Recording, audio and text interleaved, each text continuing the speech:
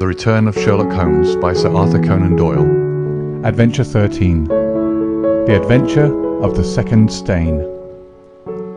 I had intended The Adventure of the Abbey Grange to be the last of those exploits of my friend, Mr. Sherlock Holmes, which I should ever communicate to the public. This resolution of mine was not due to any lack of material, since I have notes of many hundreds of cases to which I have never alluded, nor was it caused by any waning interest on the part of my readers in the singular personality and unique methods of this remarkable man. The real reason lay in the reluctance which Mr. Holmes has shown to the continued publication of his experiences. So long as he was in actual professional practice, the records of his successes were of some practical value to him. But since he has definitely retired from London and betaken himself to study and bee-farming on the Sussex Downs, notoriety has become hateful to him, and he has peremptorily requested that his wishes in this matter should be strictly observed. It was only upon my representing to him that I had given a promise that The Adventure of the Second Stain should be published when the times were ripe, and pointing out to him that it is only appropriate that this long series of episodes should culminate in the most important international case which he has ever been called upon to handle, that I at last succeeded in obtaining his consent that a carefully guarded account of the incident should at last be laid before the public. If in telling the story I seem to be somewhat vague in certain details, the public will readily understand that there is an excellent reason for my reticence. It was then, in a year and even in a decade that shall be nameless, that upon one Tuesday morning in autumn we found two visitors of European fame within the walls of our humble home in Baker Street. The one, austere, high-nosed, eagle-eyed, and dominant, was none other than the illustrious Lord Bellinger, twice Premier of Britain. The other, dark, clear-cut, and elegant, hardly yet of middle age, and endowed with every beauty of body and of mind, was the Right Honourable Trelawney Hope, Secretary for European Affairs, and the most rising statesman in the country. They sat side by side upon our paper-littered settee, and it was easy to see from their worn and anxious faces that it was business of the most pressing importance which had brought them. The Premier's thin, blue-veined hands were clasped tightly over the ivory head of his umbrella, and his gaunt, ascetic face looked gloomily from Holmes to me. The European Secretary pulled nervously at his moustache, and fidgeted with the seals of his watch-chain. "When I discovered my loss, Mr. Holmes, which was at 8 o'clock this morning, I at once informed the Prime Minister. It was at his suggestion that we have both come to you." "Have you informed the police?" "No, sir," said the Prime Minister, with the quick, decisive manner for which he was famous. "We have not done so, nor is it possible that we should do so. To inform the police must, in the long run, mean to inform the public. This is what we particularly desire to avoid." "And why, sir?" "Because the document in question is of such immense importance that its publication might very easily, I might almost say probably, lead to European complications of the utmost moment. It is not too much to say that peace or war may hang upon the issue. Unless its recovery can be attended with the utmost secrecy, then it may as well not be recovered at all, for all that is aimed at by those who have taken it is that its contents should be generally known." "I understand now, Mr. Trelawney Hope. I should be much obliged if you would tell me exactly the circumstances under which this document disappeared." "That can be done in a very few words, Mr. Holmes. The letter, for it was a letter from a foreign potentate, was received 6 days ago. It was of such importance that I have never left it in my safe, but have taken it across each evening to my house in Whitehall Terrace, and kept it in my bedroom in a locked dispatch box. It was there last night. Of that I am certain. I actually opened the box while I was dressing for dinner, and saw the document inside. This morning it was gone. The dispatch box had stood beside the glass upon my dressing-table all night. I'm a light sleeper, and so is my wife. We're both prepared to swear that no one could have entered the room during the night, and yet, I repeat, that the paper is gone. What time did you dine? 7:30. How long was it before you went to bed? My wife had gone to the theatre. I waited up for her. It was 11:30 before we went to our room.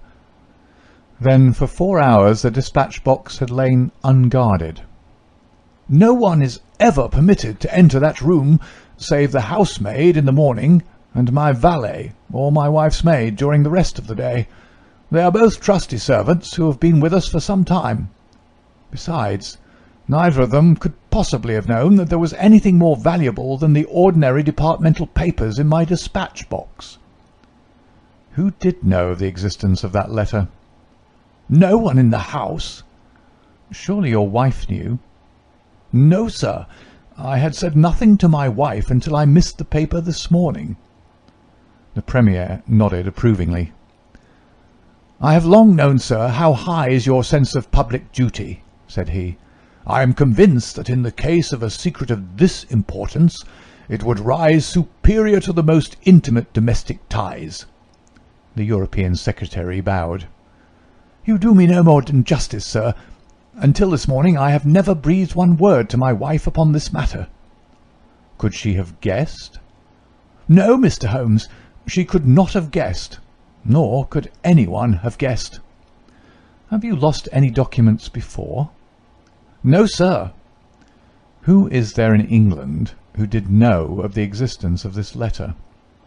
Each member of the Cabinet was informed of it yesterday, but the pledge of secrecy which attends every Cabinet meeting was increased by the solemn warning which was given by the Prime Minister. Good heavens, to think that within a few hours I should myself have lost it! His handsome face was distorted with a spasm of despair, and his hands tore at his hair. For a moment we caught a glimpse of the natural man, impulsive, ardent, keenly sensitive. The next, the aristocratic mask was replaced, and the gentle voice had returned. Besides, the members of the Cabinet there are 2 or possibly 3 departmental officials who know of the letter. No one else in England, Mr. Holmes, I assure you. But abroad? I believe that no one abroad has seen it, save the man who wrote it. I am well convinced that his ministers, that the usual official channels have not been employed. Holmes considered for some little time. Now, sir, I must ask you more particularly what this document is, and why its disappearance should have such momentous consequences. The 2 statesmen exchanged a quick glance, and the Premier's shaggy eyebrows gathered in a frown. Mr. Holmes, the envelope is a long, thin one of pale blue colour. There is a seal of red wax stamped with a crouching lion. It is addressed in large, bold handwriting to— I fear, sir, said Holmes, that interesting and indeed essential as these details are, my inquiries must go more to the root of things. What was the letter? That is a state secret of the utmost importance, and I fear that I cannot tell you, nor do I see that it is necessary. If by the aid of the powers which you are said to possess you can find such an envelope as I describe with its enclosure, you will have deserved well of your country, and earned any reward which it lies in our power to bestow. Sherlock Holmes rose with a smile. You are 2 of the most busy men in the country, said he, and in my own small way I have also a good many calls upon me. I regret exceedingly that I cannot help you in this matter, and any continuation of this interview would be a waste of time. The Premier sprang to his feet with that quick, fierce gleam of his deep-set eyes before which a cabinet has cowered. "I am not accustomed, sir," he began, but mastered his anger and resumed his seat. For a minute or more we all sat in silence. Then the old statesman shrugged his shoulders. "We must accept your terms, Mr. Holmes. No doubt you are right, and it is unreasonable for us to expect you to act unless we give you your entire confidence." "I agree with you," said the younger statesman. "Then I will tell you, relying entirely upon your honour and that of your colleague Dr. Watson. I may appeal to your patriotism also, for I could not imagine a greater misfortune for the country than that this affair should come out." "You may safely trust us." The letter, then, is from a certain foreign potentate who has been ruffled by some recent colonial developments of this country. It has been written hurriedly and upon his own responsibility entirely. Inquiries have shown that his ministers know nothing of the matter. At the same time, it is couched in so unfortunate a manner, and certain phrases in it are of so provocative a character, that its publication would undoubtedly lead to a most dangerous state of feeling in this country. There would be such a ferment, sir, that I do not hesitate to say that within a week of the publication of that letter, this country would be involved in a great war." Holmes wrote a name upon a slip of paper and handed it to the Premier. "Exactly. It was he, and it is this letter which may well mean the expenditure of 1,000 millions and the lives of 100,000 men, which has become lost in this unaccountable fashion." "Have you informed the sender?" "Yes, sir. A cipher telegram has been dispatched." "Perhaps he desires the publication of the letter." "No, sir. We have strong reason to believe that he already understands that he has acted in an indiscreet and hot-headed manner. It would be a greater blow to him and to his country than to us if this letter were to come out." "If this is so, whose interest is it that the letter should come out? Why should anyone desire to steal it or to publish it?" "There, Mr. Holmes, you take me into regions of high international politics. But if you consider the European situation, you will have no difficulty in perceiving the motive. The whole of Europe is an armed camp. There is a double league which makes a fair balance of military power. Great Britain holds the scales. If Britain were driven into war with one confederacy, it would assure the supremacy of the other confederacy, whether they joined in the war or not. Do you follow?" "Very clearly. It is then the interest of the enemies of this potentate to secure and publish this letter, so as to make a breach between his country and ours." "Yes, sir." "And to whom would this document be sent if it fell into the hands of an enemy?" "To any of the great chancelleries of Europe. It is probably speeding on its way thither at the present instant as fast as steam can take it." Mr. Trelawney Hope dropped his head on his chest and groaned aloud. The Premier placed his hand kindly upon his shoulder. "It is your misfortune, my dear fellow. No one can blame you. There is no precaution which you have neglected. Now, Mr. Holmes, you are in full possession of the facts. What course do you recommend?" Holmes shook his head mournfully. "You think, sir, that unless this document is recovered, there will be war?" "I think it is very probable." "Then, sir, prepare for war."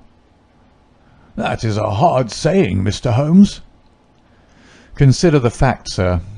It is inconceivable that it was taken after 11:30 at night, since I understand that Mr. Hope and his wife were both in the room from that hour until the loss was found out.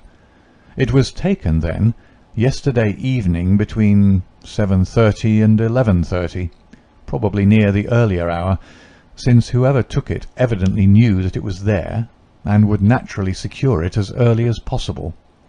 Now, sir, if a document of this importance were taken at that hour, where can it be now? No one has any reason to retain it. It has been passed rapidly on to those who need it. What chance have we now to overtake or even to trace it? It is beyond our reach." The Prime Minister rose from the settee. "What you say is perfectly logical, Mr. Holmes. I feel that the matter is indeed out of our hands." "Let us presume, for argument's sake, that the document was taken by the maid or by the valet." "They are both old and tried servants." "I understand you to say that your room is on the second floor, that there is no entrance from without, and that from within no one could go up unobserved. It must, then, be somebody in the house who has taken it. To whom would the thief take it? To one of several international spies and secret agents, whose names are tolerably familiar to me. There are 3 who may be said to be the heads of their profession." I will begin my research by going round and finding if each of them is at his post. If one is missing, especially if he has disappeared since last night, we will have some indication as to where the document has gone." "Why should he be missing?" asked the European Secretary. "He would take the letter to an embassy in London, as likely as not." "I fancy not. These agents work independently, and their relations with the embassies are often strained." The Prime Minister nodded his acquiescence. "I believe you're right, Mr. Holmes. He would take so valuable a prize to headquarters with his own hands. I think that your course of action is an excellent one. Meanwhile, hope we cannot neglect all our other duties on account of this one misfortune. Should there be any fresh developments during the day, we shall communicate with you, and you will no doubt let us know the results of your own inquiries." The two statesmen bowed and walked gravely from the room. When our illustrious visitors had departed, Holmes lit his pipe in silence, and sat for some time lost in the deepest thought. I had opened the morning paper, and was immersed in a sensational crime which had occurred in London the night before, when my friend gave an exclamation, sprang to his feet, and laid his pipe down upon the mantelpiece. "Yes," said he, "there is no better way of approaching it. The situation is desperate, but not hopeless. Even now, if we should be sure which of them has taken it, it is just possible that it has not yet passed out of his hands. After all, it is a question of money with these fellows, and I have the British Treasury behind me. If it's on the market, I'll buy it.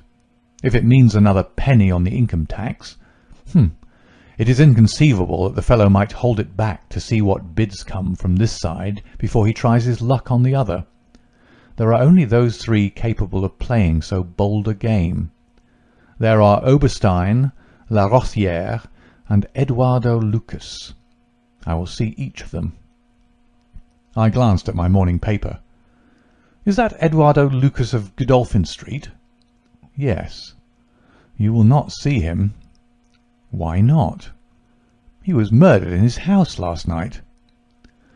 My friend has so often astonished me in the course of our adventures that it was with a sense of exultation that I realized how completely I had astonished him. He stared in amazement, and then snatched the paper from my hands.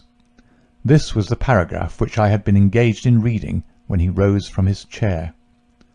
"Murder in Westminster. A crime of mysterious character was committed last night at 16 Godolphin Street, one of the old-fashioned and secluded rows of 18th century houses which lie between the river and the Abbey, almost in the shadow of the great tower of the Houses of Parliament. This small but select mansion has been inhabited for some years by Mr. Eduardo Lucas, well known in society circles, both on account of his charming personality and because he has the well-deserved reputation of being one of the best amateur tenors in the country.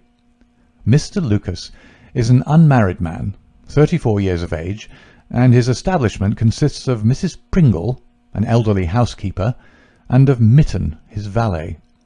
The former retires early and sleeps at the top of the house. The valet was out for the evening, visiting a friend at Hammersmith. From 10 o'clock onward, Mr. Lucas had the house to himself. What occurred during that time has not yet transpired, but at 11:45, Police Constable Barrett, passing along Godolphin Street, observed that the door of number 16 was ajar. He knocked, but received no answer. Perceiving a light in the front room, he advanced into the passage and again knocked, but without reply. He then pushed open the door and entered. The room was in a state of wild disorder, the furniture being all swept to one side, and one chair lying on its back in the centre. Beside this chair, and still grasping one of its legs, lay the unfortunate tenant of the house. He had been stabbed to the heart, and must have died instantly. The knife with which the crime had been committed was a curved Indian dagger, plucked down from a trophy of Oriental arms which adorned one of the walls. Robbery does not appear to have been the motive of the crime, for there had been no attempt to remove the valuable contents of the room. Mr. Eduardo Lucas was so well known and popular that his violent and mysterious fate will arouse painful interest and intense sympathy in a widespread circle of friends. "Well, Watson, what do you make of this?" asked Holmes after a long pause. "It is an amazing coincidence." "A coincidence. Here is one of the three men whom we had named as possible actors in this drama, and he meets a violent death during the very hours when we know that the drama was being enacted. The odds are enormous against it being coincidence. No figures could express them. No, my dear Watson, the two events are connected. Must be connected. It is for us to find the connection." "But now the official police must know all." "Not at all. They know all they see at Godolphin Street. They know, and shall know, nothing of Whitehall Terrace. Only we know of both events and can trace the relation between them. There is one obvious point which would in any case have turned my suspicions against Lucas. Godolphin Street, Westminster, is only a few minutes' walk from Whitehall Terrace. The other secret agents, whom I have named, live in the extreme West End. It was easier, therefore, for Lucas than for the others to establish a connection or receive a message from the European Secretary's household. A small thing, and yet, where events are compressed into a few hours, it may prove essential. Hello! What have we here?" Mrs. Hudson had appeared with a lady's card upon her salver. Holmes glanced at it, raised his eyebrows, and handed it over to me. "Ask Lady Hilda Trelawney Hope if she will be kind enough to step up," said he. A moment later, our modest apartment, already so distinguished that morning, was further honoured by the entrance of the most lovely woman in London. I had often heard of the beauty of the youngest daughter of the Duke of Belminster, but no description of it, and no contemplation of colourless photographs, had prepared me for the subtle, delicate charm and the beautiful colouring of that exquisite head. And yet, as we saw it that autumn morning, it was not its beauty which would be the first thing to impress the observer. The cheek was lovely, but it was paled with emotion. The eyes were bright, but it was the brightness of fever. The sensitive mouth was tight and drawn in an effort after self-command. Terror, not beauty, was what sprang first to the eye, as our fair visitor stood framed for an instant in the open door. "Has my husband been here, Mr. Holmes?" "Yes, madam, he has been here." "Mr. Holmes, I implore you not to tell him that I came here." Holmes bowed coldly and motioned the lady to a chair. "Your ladyship places me in a very delicate position. I beg that you will sit down and tell me what you desire, but I fear that I cannot make any unconditional promise." She swept across the room and seated herself with her back to the window. It was a queenly presence, tall, graceful, and intensely womanly. "Mr. Holmes," she said, and her white-gloved hands clasped and unclasped as she spoke, "I will speak frankly to you, in the hopes that it may induce you to speak frankly in return. There is complete confidence between my husband and me on all matters, save one. That one is politics. On this his lips are sealed. He tells me nothing. Now, I am aware that there was a most deplorable occurrence in our house last night. I know that a paper has disappeared, but because the matter is political, my husband refuses to take me into his complete confidence.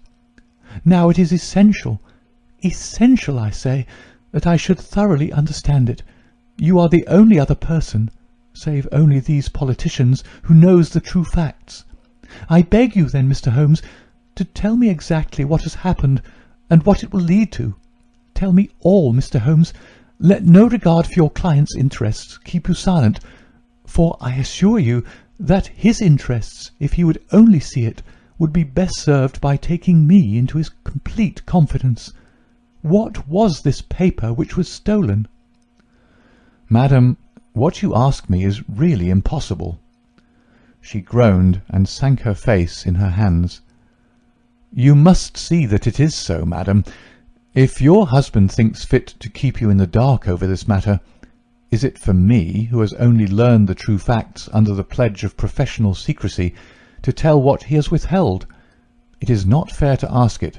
It is him you must ask." "I have asked him. I came to you as a last resource. But without your telling me anything definite, Mr. Holmes, you may do a great service if you would enlighten me on one point."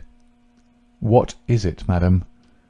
"Is my husband's political career likely to suffer through this incident?" "Well, madam, unless it is set right, it may certainly have a very unfortunate effect." "Oh!" She drew in her breath sharply, as one whose doubts are resolved. "One more question, Mr. Holmes. From an expression which my husband dropped in the first shock of this disaster, I understood that terrible public consequences might arise from the loss of this document." "If he said so, I certainly cannot deny it." "Of what nature are they?" "Nay, madam, there again you ask me more than I can possibly answer." "Then I will take up no more of your time. I cannot blame you, Mr. Holmes, for having refused to speak more freely, and you on your side will not, I am sure, think the worse of me, because I desire, even against his will, to share my husband's anxieties. Once more, I beg that you will say nothing of my visit." She looked back at us from the door, and I had a last impression of that beautiful haunted face, the startled eyes, and the drawn mouth. Then she was gone. "Now, Watson, the fair sex is your department," said Holmes with a smile, when the dwindling frou-frou of skirts had ended in the slam of the front door. "What was the fair lady's game? What did she really want?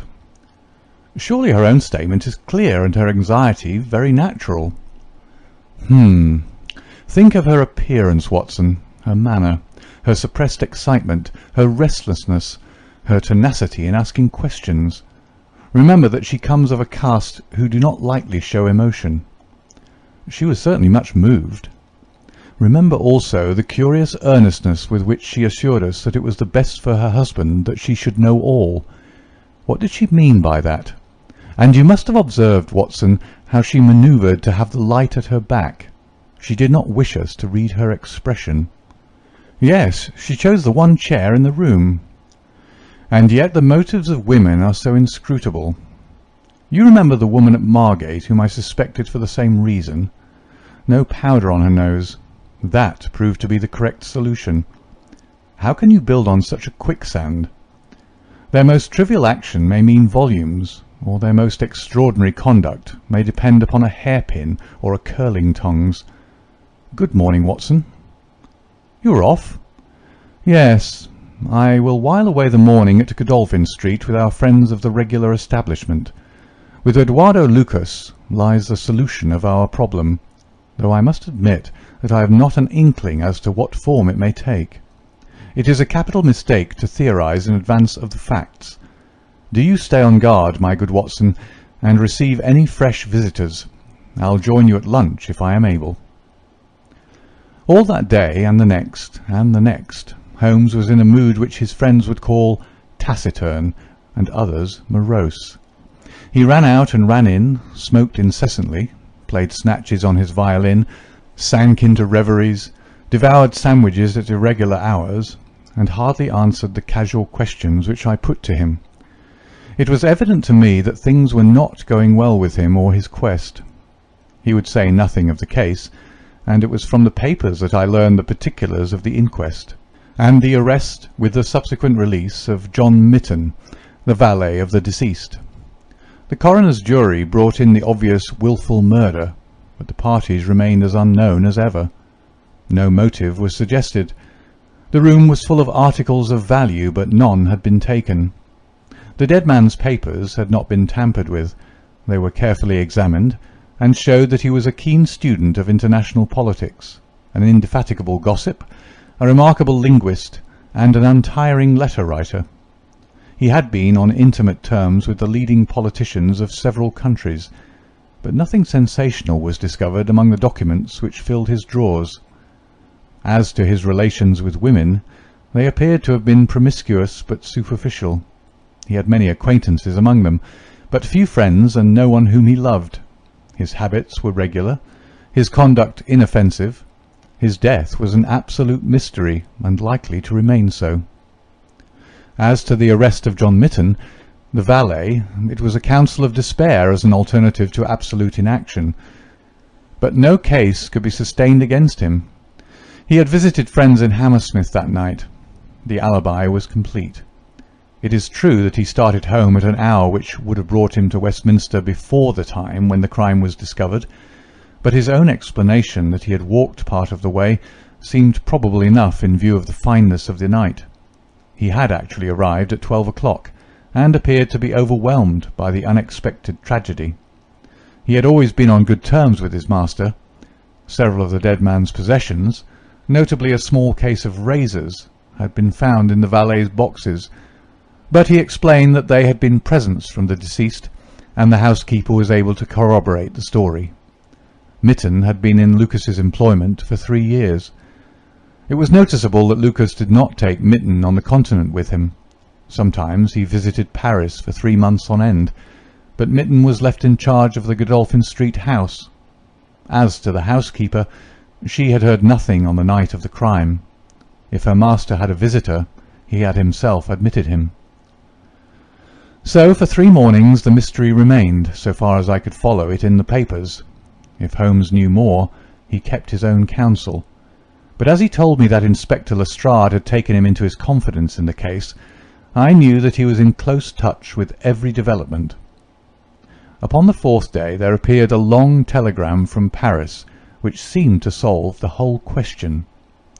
"A discovery has just been made by the Parisian police," said the Daily Telegraph, "which raises the veil which hung around the tragic fate of Mr. Eduardo Lucas, who met his death by violence last Monday night at Godolphin Street, Westminster. Our readers will remember that the deceased gentleman was found stabbed in his room, and that some suspicion attached to his valet, but that the case broke down on an alibi. Yesterday a lady who has been known as Madame Henri Forney, occupying a small villa in the Rue Austerlitz, was reported to the authorities by her servants as being insane. An examination showed she had indeed developed mania of a dangerous and permanent form. On inquiry, the police have discovered that Madame Henri Forney only returned from a journey to London on Tuesday last, and there is evidence to connect her with the crime at Westminster. A comparison of photographs has proved conclusively that Monsieur Henri Forney and Eduardo Lucas were really one and the same person, and that the deceased had for some reason lived a double life in London and Paris. Madame Forney, who is of Creole origin, is of an extremely excitable nature, and has suffered in the past from attacks of jealousy which have amounted to frenzy. It is conjectured that it was in one of these that she committed the terrible crimes which has caused such a sensation in London. Her movements upon the Monday night have not yet been traced, but it is undoubted that a woman answering to her description attracted much attention at Charing Cross Station on Tuesday morning by the wildness of her appearance and the violence of her gestures. It is probable, therefore, that the crime was either committed when insane, or that its immediate effect was to drive the unhappy woman out of her mind. At present she is unable to give any coherent account of the past, and the doctors hold out no hopes of the re-establishment of her reason. There is evidence that a woman who might have been Madame Forney was seen for some hours upon Monday night, watching the house in Godolphin Street. What do you think of that, Holmes? I had read the account aloud to him while he finished his breakfast. "My dear Watson," said he, as he rose from the table and paced up and down the room, "you are most long-suffering, but if I have told you nothing in the last 3 days, it is because there is nothing to tell. Even now this report from Paris does not help us much. Surely it is final as regards the man's death." "The man's death is a mere incident, a trivial episode, in comparison with our real task, which is to trace this document and save a European catastrophe. Only one important thing has happened in the last 3 days, and that is that nothing has happened. I get reports almost hourly from the government, and it is certain that nowhere in Europe is there any sign of trouble. Now, if this letter were loose— no, it can't be loose. But if it isn't loose, where can it be? Who has it? Why is it held back? That's the question that beats in my brain like a hammer. Was it indeed a coincidence that Lucas should meet his death on the night when the letter disappeared? Did the letter ever reach him? If so, why is it not among his papers? Did this mad wife of his carry it off with her? If so, is it in her house in Paris? How could I search for it without the French police having their suspicions aroused? It is a case, my dear Watson, where the law is as dangerous to us as the criminals are. Every man's hand is against us, and yet the interests at stake are colossal. Should I bring it to a successful conclusion, it will certainly represent the crowning glory of my career. Ah, here is my latest from the front. He glanced hurriedly at the note which had been handed in. Hello! Lestrade seems to have observed something of interest. Put on your hat, Watson, and we will stroll down together to Westminster. It was my first visit to the scene of the crime, a high, dingy, narrow-chested house, prim, formal and solid, like the century which gave it birth. Lestrade's bulldog features gazed out at us from the front window, and he greeted us warmly when a big constable had opened the door and let us in. The room into which we were shown was that in which the crime had been committed, but no trace of it now remained, save an ugly, irregular stain upon the carpet. This carpet was a small square drugget in the centre of the room, surrounded by a broad expanse of beautiful old-fashioned wood flooring in square blocks, highly polished. Over the fireplace was a magnificent trophy of weapons, one of which had been used on that tragic night. In the window was a sumptuous writing desk, and every detail of the apartment, the pictures, the rugs, and the hangings, all pointed to a taste which was luxurious to the verge of effeminacy. "Seen the Paris news?" asked Lestrade. Holmes nodded. "Our French friends seem to have touched the spot this time. No doubt it's just as they say. She knocked at the door. Surprise visit, I guess, for he kept his life in watertight compartments. He let her in, couldn't keep her in the street. She told him how she had traced him, reproached him. One thing led to another, and then with that dagger so handy, the end soon came. It wasn't all done in an instant, though, for these chairs were all swept over yonder, and he had one in his hand as if he'd tried to hold her off with it. We've got it all clear as if we can see it." Holmes raised his eyebrows. "And yet you have sent for me."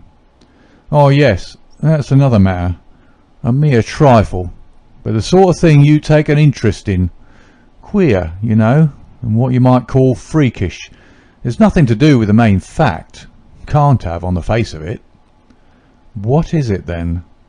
"Well, you know, after a crime of this sort, we're very careful to keep things in their position. Nothing's been moved. Officer in charge here day and night. This morning, as the man was buried and the investigation over, as far as this room is concerned, we thought we could tidy up a bit. This carpet, you see, it's not fastened down, only just laid there. We'd occasion to raise it. We found—" "Yes, you found—" Holmes's face grew tense with anxiety. "Well, I'm sure you'd never guess in 100 years what we did find. You see that stain on that carpet? Well, a great deal must have soaked through, must it not?" "Undoubtedly it must." "Well, you'll be surprised to hear that there's no stain on the white woodwork to correspond." "No stain? But there must—" "Yeah, so you'd say, but the fact remains that there isn't." He took the corner of the carpet in his hand, and turning it over, he showed that it was indeed as he said. "But the underside is as stained as the upper. It must have left a mark." Lestrade chuckled with delight at having puzzled the famous expert. "Now, I'll show you the explanation. There is a second stain, but it does not correspond with the other. See for yourself." As he spoke, he turned over another portion of the carpet, and there, sure enough, was a great crimson spill upon the square white facing of the old-fashioned floor. "What do you make of that, Mr. Holmes?" "Why, it is simple enough. The two stains did correspond, but the carpet has been turned round. As it was square and unfastened, it was easily done. The official police don't need you, Mr. Holmes, to tell them that the carpet must have been turned round. That's clear enough, for the stains lie above each other, if you lay it over this way. But what I want to know is, who shifted the carpet, and why? I could see from Holmes's rigid face that he was vibrating with inward excitement. "Look here, Lestrade," said he. "Has that constable in the passage been in the charge of the place all the time?" "Yes, he has." "Well, take my advice. Examine him carefully. Don't do it before us. We'll wait here. You take him into the back room. You'll be more likely to get a confession out of him alone. Ask him how he dared to admit people and leave them alone in this room. Don't ask him if he's done it. Take it for granted. Tell him you know someone has been here. Press him. Tell him that a full confession is his only chance of forgiveness. Do exactly what I tell you." "By George, if he knows, I'll have it out of him," cried Lestrade. He darted into the hall, and a few moments later his bullying voice sounded from the back room. "Now, Watson, now!" cried Holmes with frenzied eagerness. All the demoniacal force of the man masked behind that listless manner burst out in a paroxysm of energy. He tore the drugget from the floor, and in an instant was down on his hands and knees, clawing at each of the squares of wood beneath it. One turned sideways as he dug his nails into the edge of it. It hinged back like the lid of a box. A small black cavity opened beneath it. Holmes plunged his eager hand into it and drew it out with a bitter snarl of anger and disappointment. It was empty. "Quick, Watson, quick! Get it back again!" The wooden lid was replaced, and the drugget had only just been drawn straight when Lestrade's voice was heard in the passage. He found Holmes leaning languidly against the mantelpiece, resigned and patient, endeavouring to conceal his irrepressible yawns. "Sorry to keep you waiting, Mr. Holmes. I can see that you're bored to death with the whole affair. Well, he has confessed, all right. Come in here, Macpherson. Let these gentlemen hear of your most inexcusable conduct." The big constable, very hot and penitent, sidled into the room. "I meant no harm, sir, I'm sure. The young woman came to the door last evening, mistook the house, she did, and then we got talking. It's lonesome when you're on duty here all day." "Well, what happened then?" "She wanted to see where the crime was done. I'd read about it in the papers, she said. She's a very respectable, well-spoken young woman, sir, and I saw no harm in letting her have a peep. When she saw that mark on the carpet, down she dropped on the floor and lay as if she were dead.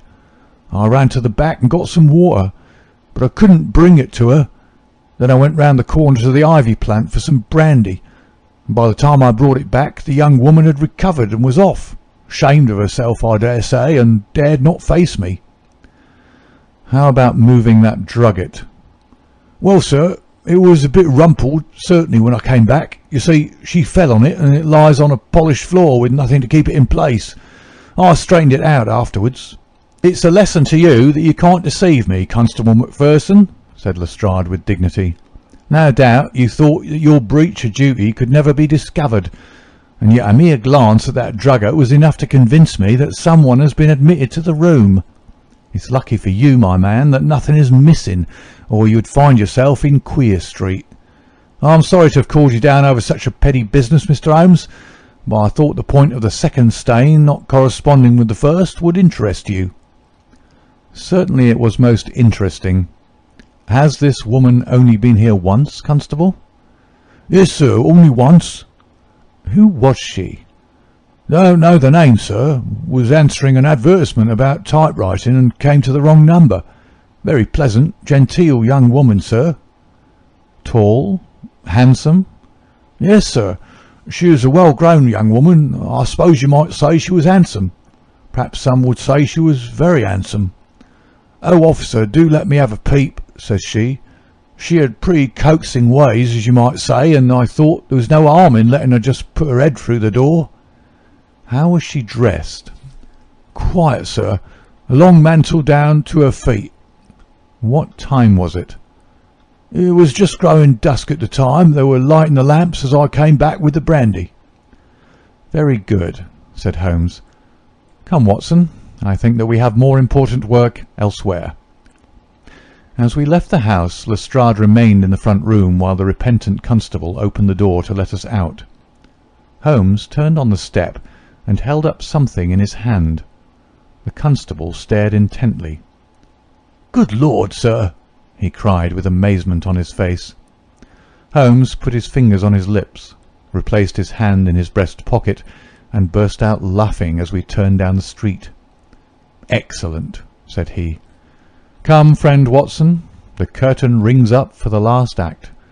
You will be relieved to hear that there will be no war, that the Right Honourable Trelawney Hope will suffer no setback in his brilliant career, that the indiscreet sovereign will receive no punishment for his indiscretion, that the Prime Minister will have no European complication to deal with, and that with a little tact and management upon our part, nobody will be a penny the worse for what might have been a very ugly incident."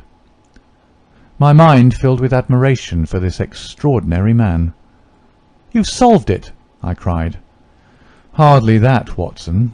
There are some points which are as dark as ever, but we have so much that it will be our own fault if we cannot get the rest. We will go straight to Whitehall Terrace and bring the matter to a head." When we arrived at the residence of the European Secretary, it was for Lady Hilda Trelawney Hope that Sherlock Holmes inquired. We were shown into the morning-room. "Mr. Holmes," said the lady, and her face was pink with her indignation, "this is surely most unfair and ungenerous upon your part. I desired, as I have explained, to keep my visit to you a secret, lest my husband should think that I was intruding into his affairs, and yet you compromise me by coming here and so showing that there are business relations between us." "Unfortunately, madam, I had no possible alternative. I have been commissioned to recover this immensely important paper. I must therefore ask you, madam, to be kind enough to place it in my hands." The lady sprang to her feet, with the colour all dashed in an instant from her beautiful face. Her eyes glazed. She tottered. I thought that she would faint. Then with a grand effort she rallied from the shock, and a supreme astonishment and indignation chased every other expression from her features. You insult me, Mr. Holmes." Come, madam, it is useless. Give up the letter." She darted to the bell. "The butler shall show you out." "Do not ring, Lady Hilda. If you do, then all my earnest efforts to avoid a scandal will be frustrated. Give up the letter, and all will be set right. If you will work with me, I can arrange everything. If you work against me, I must expose you." She stood grandly defiant, a queenly figure, her eyes fixed upon his as if she would read his very soul. Her hand was on the bell, but she had forborne to ring it. "You are trying to frighten me. It is not a very manly thing, Mr. Holmes, to come here and browbeat a woman. You say that you know something. What is it that you know?" "Pray sit down, madam. You will hurt yourself there if you fall. I will not speak until you sit down. Thank you." "I give you 5 minutes, Mr. Holmes." "One is enough, Lady Hilda. I know of your visit to Eduardo Lucas, of your giving him this document, of your ingenious return to the room last night, and of the manner in which you took the letter from the hiding-place under the carpet." She stared at him with an ashen face, and gulped twice before she could speak. "You are mad, Mr. Holmes. You are mad!" she cried at last. He drew a small piece of cardboard from his pocket. It was the face of a woman cut out of a portrait.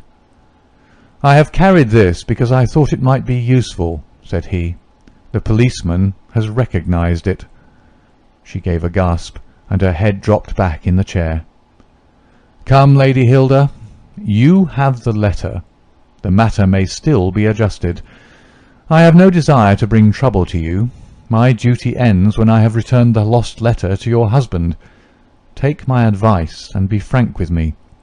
It is your only chance." Her courage was admirable. Even now she would not own defeat. "I tell you again, Mr. Holmes, that you are under some absurd illusion." Holmes rose from his chair. "I am sorry for you, Lady Hilda. I have done my best for you. I can see that it is all in vain." He rang the bell. The butler entered. "Is Mr. Trelawney Hope at home?" "He will be home, sir, at 1:15. Holmes glanced at his watch. "Still a quarter of an hour," said he. "Very good. I shall wait." The butler had hardly closed the door behind him when Lady Hilda was down on her knees at Holmes's feet, her hands outstretched, her beautiful face upturned and wet with her tears. "Oh, spare me, Mr. Holmes, spare me!" she pleaded in a frenzy of supplication. "For heaven's sake, don't tell him. I love him so. I would not bring one shadow on his life, and this I know would break his noble heart." Holmes raised the lady. "I am thankful, madam, that you have come to your senses even at this last moment. There is not an instant to lose. Where is the letter?" She darted across to a writing-desk, unlocked it, and drew out a long blue envelope. "Here it is, Mr. Holmes. Would to heaven I had never seen it." "How can we return it?" Holmes muttered. "Quick, quick, we must think of some way. Where is the dispatch box?" "Still in his bedroom." "What a stroke of luck! Quick, madam, bring it here." A moment later she had appeared with a red flat box in her hand. "How did you open it before? You have a duplicate key?" "Yes, of course you have. Open it." From out of her bosom Lady Hilda had drawn a small key. The box flew open. It was stuffed with papers. Holmes thrust the blue envelope deep down into the heart of them, between the leaves of some other document. The box was shut, locked, and returned to the bedroom. "Now we are ready for him," said Holmes. "We have still 10 minutes. I am going far to screen you, Lady Hilda. In return you will spend the time in telling me frankly the real meaning of this extraordinary affair." "Mr. Holmes, I will tell you everything," cried the lady. "Oh, Mr. Holmes, I would cut off my right hand before I gave him a moment of sorrow. There is no woman in all London who loves her husband as I do, and yet if he knew how I have acted, how I have been compelled to act, he would never forgive me. For his own honour stands so high that he could not forget or pardon a lapse in another. Help me, Mr. Holmes. My happiness, his happiness, our very lives are at stake." "Quick, madam, the time grows short." "It was a letter of mine, Mr. Holmes, an indiscreet letter written before my marriage, a foolish letter, a letter of an impulsive, loving girl. I meant no harm, and yet he would have thought it criminal. Had he read that letter, his confidence would have been forever destroyed. It is years since I wrote it. I had thought that the whole matter was forgotten. Then at last I heard from this man Lucas that it had passed into his hands, and that he would lay it before my husband. I implored his mercy. He said that he would return my letter if I would bring him a certain document which he described in my husband's dispatch box. He had some spy in the office who had told him of its existence. He assured me that no harm would come to my husband. Put yourself in my position, Mr. Holmes. What was I to do?" "Take your husband into your confidence." "I could not, Mr. Holmes. I could not. On the one side seemed certain ruin. On the other, terrible as it seemed to take my husband's paper, still in a matter of politics I could not understand the consequences, while in a matter of love and trust they were only too clear to me. I did it, Mr. Holmes. I took an impression of his key. This man Lucas furnished a duplicate. I opened his dispatch box, took the paper, and conveyed it to Godolphin Street." "What happened there, madam?" "I tapped at the door as agreed. Lucas opened it. I followed him into his room, leaving the hall door ajar behind me, for I feared to be alone with the man. I remember that there was a woman outside as I entered. Our business was soon done. He had my letter on his desk. I handed him the document. He gave me the letter. At this instant there was a sound at the door. There were steps in the passage. Lucas quickly turned back the drugget, thrust the document into some hiding place there, and covered it over. What happened after that is like some fearful dream. I have a vision of a dark, frantic face, of a woman's voice, which screamed in French, "My waiting is not in vain. At last, I have found you with her." There was a savage struggle. I saw him with a chair in his hand. A knife gleamed in hers. I rushed from the horrible scene, ran from the house, and only next morning in the paper did I learn the dreadful result. That night I was happy, for I had my letter, and I had not seen yet what the future would bring. It was the next morning that I realized that I had only exchanged one trouble for another. My husband's anguish at the loss of his paper went to my heart. I could hardly prevent myself from then kneeling down at his feet and telling him what I had done. But that again would mean a confession of the past. I came to you that morning in order to understand the full enormity of my offence. From the instant that I grasped it, my whole mind was turned to the one thought of getting back my husband's paper. It must still be where Lucas had placed it, for it was concealed before this dreadful woman entered the room. If it had not been for her coming, I should not have known where his hiding-place was. How was I to get into the room? For 2 days I watched the place, but the door was never left open. Last night I made a last attempt. What I did and how I succeeded you have already learned. I brought the paper back with me and thought of destroying it, since I could see no way of returning it without confessing my guilt to my husband. Heavens, I hear his step upon the stair. The European secretary burst excitedly into the room. "Any news, Mr. Holmes? Any news?" he cried. "I have some hopes." "Oh, thank heaven!" His face became radiant. "The Prime Minister is lunching with me. May he share your hopes? He has nerves of steel, and yet I know that he has hardly slept since this terrible event. Jacobs, will you ask the Prime Minister to come up? As to you, dear, I fear that this is a matter of politics. We will join you in a few minutes in the dining-room." The Prime Minister's manner was subdued, but I could see by the gleam of his eyes and the twitchings of his bony hands that he shared the excitement of his young colleague. "I understand that you have something to report, Mr. Holmes." "Purely negative as yet," my friend answered. "I have inquired at every point where it might be, and I am sure that there is no danger to be apprehended." "But that is not enough, Mr. Holmes. We cannot live forever on such a volcano. We must have something definite." "I am in hopes of getting it. That is why I am here. The more I think of the matter, the more convinced I am that the letter has never left this house." "Mr. Holmes!" "If it had, it would have certainly been public by now." "But why should anyone take it in order to keep it in this house?"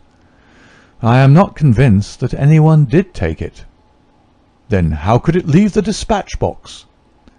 "I am not convinced that it ever did leave the dispatch box." "Mr. Holmes, this joking is very ill-timed. You have my assurance that it left the box." "Have you examined the box since Tuesday morning?" "No, it was not necessary." "You may conceivably have overlooked it."